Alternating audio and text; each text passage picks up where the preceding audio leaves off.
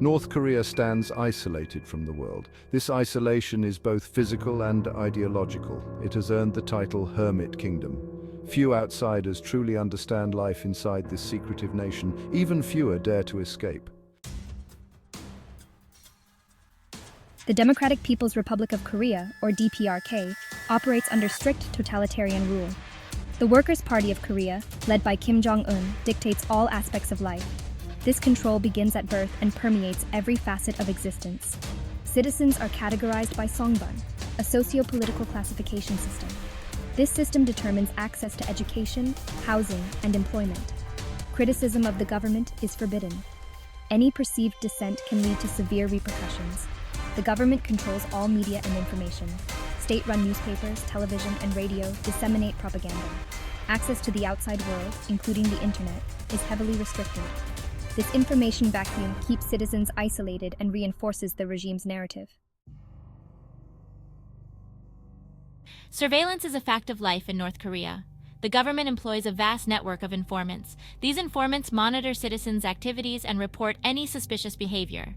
Neighbors are encouraged to spy on each other, creating an atmosphere of fear and distrust. Public spaces are under constant scrutiny. Surveillance cameras are ubiquitous, recording movements and interactions. Even private homes are not off limits. Unauthorized gatherings and conversations can raise suspicion and lead to interrogation. The government also restricts internal movement. Citizens need travel permits to move between cities and regions. This limits unauthorized travel and prevents people from escaping or connecting with others outside their designated areas. Section 4, Fortress Korea. North Korea's geography makes escape incredibly difficult. The country shares heavily fortified borders with China and South Korea. The Demilitarized Zone, or DMZ, separating North and South Korea, is one of the most militarized borders in the world. The Tumen River, bordering China, presents another perilous escape route. Frigid temperatures, swift currents, and Chinese border patrols make crossing extremely dangerous. Those caught face forced repatriation and harsh punishments in North Korea. Despite the risks, many North Koreans attempt to flee. They are driven by desperation, seeking to escape political oppression, economic hardship, and famine. The journey is fraught with danger, and many perish along the way. Section 5, Stories of Escape. There are countless stories of harrowing escape attempts. Some individuals, like Shin Dong-hyuk, endured unimaginable hardships in North Korean prison camps before escaping. His story, recounted in the book Escape from Camp 14, sheds light on the brutality of the regime.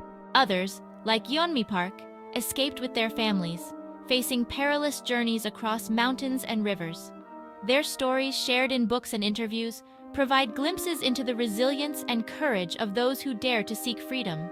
Not all escape attempts are successful. Many are apprehended and face severe consequences. The stories of those who remain trapped inside North Korea serve as a reminder of the ongoing human rights abuses and the urgent need for international attention. Section 6, The Price of Freedom.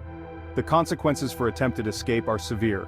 Those caught face imprisonment in labor camps, torture, and even execution. Families of escapees also suffer, often punished as a warning to others who might consider fleeing. The North Korean government views escape as a betrayal of the state. They use propaganda and fear to deter citizens from even contemplating such actions. The threat of collective punishment ensures that even if an individual is willing to risk their own life, they may hesitate to endanger their loved ones. The stories of escape from North Korea are testaments to the human spirit's enduring desire for freedom. They highlight the plight of those trapped inside a closed and repressive state, and they serve as a call to action for the international community to address the ongoing human rights crisis.